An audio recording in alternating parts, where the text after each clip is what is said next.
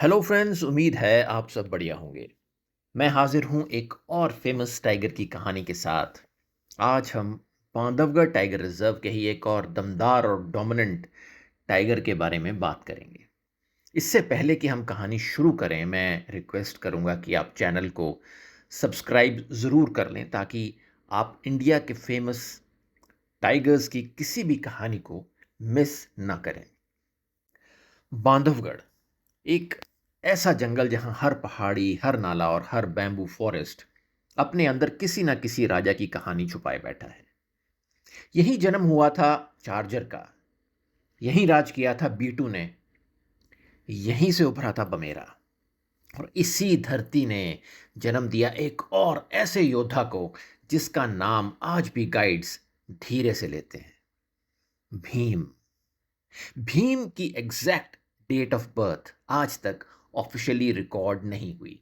ज़्यादातर experienced guides, naturalist का मानना है कि उसका जन्म शायद 2008 या 2009 के आसपास हुआ था, लेकिन उसके माँ बाप का नाम आज भी एक मिस्ट्री है और शायद हमेशा रहेगा। टाइगर के कब्ज के पहले 2 साल में मौत से रोज़ उनका सामना होता है।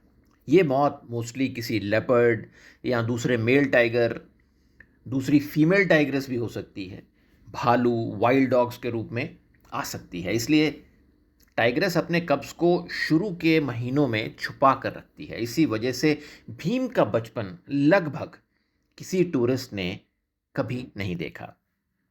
ना उसकी फोटोग्राफ्स, ना वीडियोस, ना साइटिंग। सिर्फ कभी कभी फॉरेस्ट गार्ड्स को उसके पग मार्क्स मिलते थे।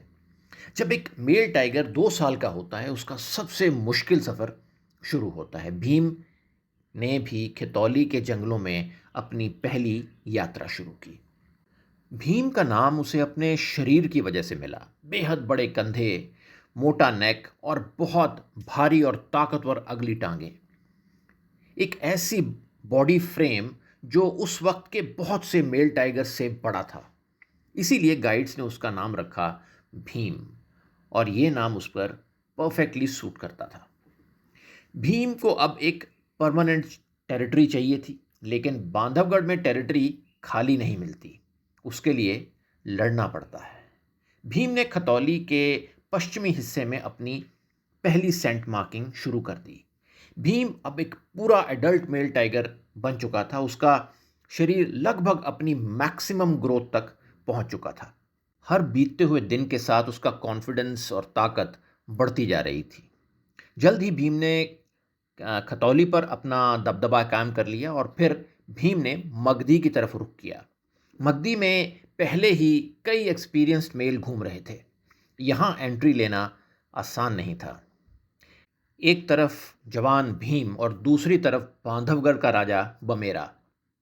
बमेरा ने सालों तक ताला पर राज किया, लेकिन अब बढ़ती उम्र का असर उस पर साफ दिखने लगा था। हर नए चैलेंजर के साथ लड़ने के बाद उसकी ताकत कम होती जा रही थी। लेकिन बमेरा कोई मामूली बाग नहीं था। बमेरा एक दमदार राजा था, और ये राजा अभी जिंदा था। वो ये तख्त बिना लड़े छोड़ने वाला नहीं था। अक्टूबर 2015 का टूरिज्म सीजन शुरू हुआ। सीनियर गाइड्स ने रिपोर्ट किया कि दो बड़े मेल्स एक एरिया में आमने सामने देखे गए हैं। ये थे भीम और भगौड़ा। ये दोनों एक दूसरे के सामने काफ़ी देर खड़े रहे। दोनों कुछ देर तक एक दूसरे को देखते रहे, ना धाड़, ना हमला, ना पीछे हटने की कोशिश। आखिर दोनों अपने अलग अलग रास्ते चले गए। लेकिन कहानी खत्म नहीं हुई थी। कुछ ही देर बाद एक और टाइगर उसी रास्ते से गुजरा। वो था माइटी बमेरा। उस वक्त तक उसकी ताकत पहली जैसे नहीं थी, लेकिन उसका एक्सपीरियंस अब भी उसका सबसे बड़ा हथियार था। ज़्यादा उम्र होने के बावजूद वो लड़ने में बहुत माहिर था, और उसे हराना भीम के लिए बहुत ही ज़्यादा मुश्किल था। और फिर जंगल गूंज उठा। बांधवगढ़ एक और खूंखार युद्ध देख रहा था। यह लड़ाई बहुत ही भयानक थी। इस लड़ाई में बमेरा ने भीम के कंधों पर अपने दांत कड़ा दिए। जिससे भीम को कंधों पर गहरे घाव लगे। लेकिन बमेरा के कैनाइन इसी वजह से डैमेज हो गए। बमेरा और भीम दोनों को इस लड़ाई में बहुत चोटें आईं। इस लड़ाई में जीत हार का फैसला तो नहीं हुआ, लेकिन इस लड़ाई की वजह से बमेरा की ताकत काफ़ी कम हो गई। बमेरा और भीम दोनों इस युद्ध के मैदान से जिंदा निकले, लेकिन इस लड़ाई के बाद बमेरा कभी पहले जैसा नहीं दिखा। उसके कैनाइन टूट चुके थे, वो अब लंगड़ाने लगा था और उसकी शिकार करने की क्षमता कम हो गई थी। कुछ समय बाद फॉरेस्ट डिपार्टमेंट ने उसे रेस्क्यू किया। उसका जंगल का सफ़र लगभग अब ख़त्म हो चुका था और एक नए राजा का युग शुरू हो रहा था। 2015 के अंत तक खितौली और मगधी का बड़ा हिस्सा भीम के कंट्रोल में था।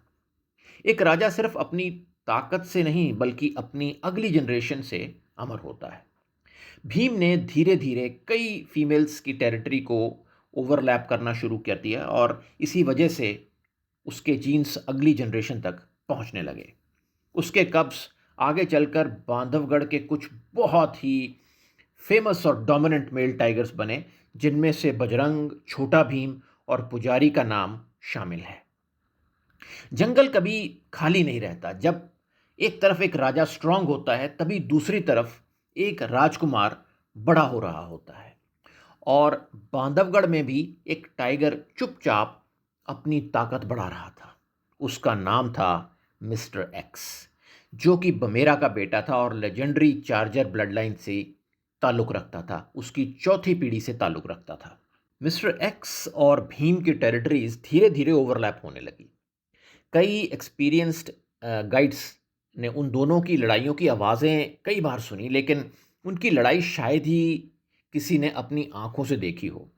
रिपोर्ट्स की माने तो मिस्टर एक्स को अपनी टेरिटरी डिफेंड करने में काफ़ी मुश्किल का सामना करना पड़ा। इसी वजह से भीम को मिस्टर एक्स का सबसे डेंजरस राइवल माना जाता है। लेकिन यह कहना कि भीम ने मिस्टर एक्स को मारा था, सच्चाई से बहुत दूर है। इसका कोई ऑफिशियल प्रमाण आज तक नहीं मिला। 2016 तक भीम की शारीरिक ताकत अपने चरम पर थी। उसका बॉडी वेट लगभग 240-250 किलो के आसपास माना जाता था। वो बांधवगढ़ के सबसे शक्तिशाली टाइगर्स में से एक बन चुका था। यूं कहें कि बांधवगढ़ का शायद सबसे शक्तिशाली टाइगर इस वक्त भीम ही था। उसने धीरे धीरे मगधी और ताला के बॉर्डर फॉरेस्ट में अपना दबदबा बढ़ाया और उसका दबदबा अब ताला के कोर तक पहुंचने लगा। 2017 के बाद भीम धीरे धीरे ताला का सबसे ताकतवर मेल टाइगर बन चुका था। सफारी ड्राइवर्स के लिए भीम की साइटिंग बहुत खास होती थी। एक्सपीरियंस गाइड्स के मुताबिक भीम की एक झलक ही टूरिस्ट की सफारी को यादगार बना देती थी। लेकिन हर कहानी का एक अंत होता है। 2019 तक भीम अपने राज के चरम से नीचे उतरना शुरू हो चुका था। वो अब भी एक बहुत ताकतवर बाघ था, लेकिन जंगल बदल रहा था। नए कब्स जवान हो रहे थे और टेरिटरीज ढूंढ रहे थे। जंगल किसी एक टाइगर के लिए रुकता नहीं। दोस्तों, यहाँ एक चीज़ जो मैं अपने एक्सपीरियंस से आपको बताना चाहता हूँ कि डोमिनेंट मेल टाइगर की एज बढ़ने के साथ साथ सबसे पहले जो चीज़ बदलती है वो है उसकी चोटों से होने वाली रिकवरी। एक इंजरी जो पहले 10 दिन में ठीक हो जाती थी, अब उसे ठीक होने में महीनों भी लग सकते हैं। कैनाइन्स घिसने लगते हैं, मसल्स धीरे धीरे लूज होने लगते हैं और अपनी टेरिटरी की लंबी गश्त करना मुश्किल होने लगता है। भीम के साथ भी धीरे धीरे यही होना शुरू हो गया था। अब वो पहले जितनी निरंतर टेरिटरी मार्किंग नहीं कर रहा था। जब डोमिनेंट मेल्स बूढ़े होने लगते हैं तो वो अक्सर 3 चीज़ें करते हैं। एक तो अपनी टेरिटरी धीरे धीरे छोटी कर देते हैं। दूसरा, वो जंगल के घने इलाकों में रहना पसंद करते हैं। और तीसरा, लड़ाइयों से बचते हैं और अपनी ताकत को बचा के रखते हैं। इसी वजह से कई टाइगर अपनी आखिरी दिनों में टूरिस्ट को दिखना ऑलमोस्ट बंद हो जाते हैं। लेकिन कुछ टाइगर ऐसा नहीं भी कर पाते। एक्सपर्ट्स का मानना है कि भीम का दिखना धीरे धीरे कम से कम होने लगा।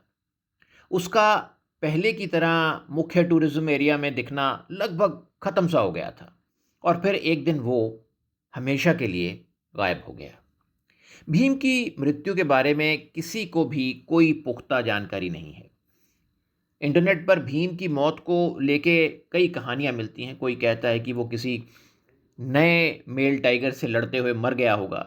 कोई कहता है कि शायद पोचर्स का शिकार हो गया होगा और कोई कहता है कि जवान बाग से निरंतर लड़ने की वजह से वो कमज़ोर हो गया और शायद इसी वजह से उसकी मौत हो गई होगी।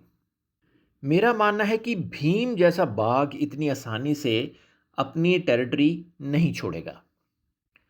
लेकिन हाँ, ये ज़रूर है कि नए बाघों के साथ निरंतर लड़ाइयों ने उसे कमज़ोर ज़रूर कर दिया होगा। जैसा मैंने पहले कहा कि जब बाघ बूढ़ा हो जाता है तो उसको लड़ाई में लगी चोटें जल्दी ठीक नहीं होती और दूसरी तरफ अगर वो उन चोटों के साथ नए और जवान बाघों से निरंतर लड़ रहा हो तो उसका और उसके राज्य का पतन निश्चित है। मेरा मानना है कि भीम शायद किसी लड़ाई में लगी चोटों से उभर नहीं पाया और कहीं घने जंगलों में उसकी मौत हो गई। और दूसरी पॉसिबिलिटी हो सकती है कि शायद वो पोचर्स का शिकार हो गया हो। वक्त किसी के लिए नहीं रुकता। कुदरत सिर्फ अपना चक्र दोहराती है। कल यहाँ चार्जर था, फिर B2, फिर बमेरा, फिर भीम और कल कोई और होगा। जंगल के ये राजा कभी मरते नहीं। उनकी दहाड़ उनके बच्चों में और जंगल की मिट्टी में हमेशा जिंदा रहती है। उम्मीद करता हूँ भीम की ये कहानी आपको ज़रूर पसंद आई होगी। प्लीज़ चैनल को सब्सक्राइब ज़रूर कर लें और वीडियो को लाइक और शेयर करना ना भूलें ताकि इस टाइगर की कहानी और लोगों तक भी पहुंच सके। अब आपसे इजाज़त लेता हूं और जल्द ही मिलेंगे एक और टाइगर की कहानी के साथ। जय हिंद।